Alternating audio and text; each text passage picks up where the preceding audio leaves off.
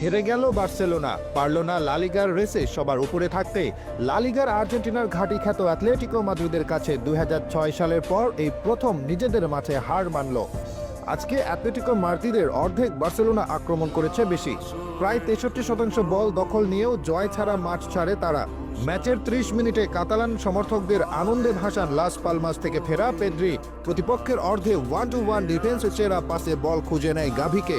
Gvir বাম পায়ের থেকে আলতো করে বল বেরিয়ে আসা আর পেদ্রির ক্লিনিক্যাল ফিনিশিং দুর্দান্ত। বার্সেলোনা এগিয়ে যায় ১-০ গোলে।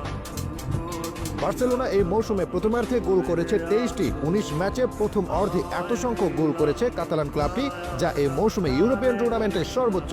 অপরপক্ষে প্রথমার্ধ শেষে কোনো চান্সই তৈরি করতে না পারা দিয়েগো সিমিওনে শিষ্যরা ফিরে গিয়েছেন প্যাভিলিয়নে। প্রায় পুরো ম্যাচে একটি শটও না নেওয়া আলভারেজ গ্রিজম্যানরা ছিলেন নিষ্প্রভ। টিকিট কেটে মাঠে আসা মাদ্রিদ শহরের এই ক্লাবের সমর্থকেরা যেন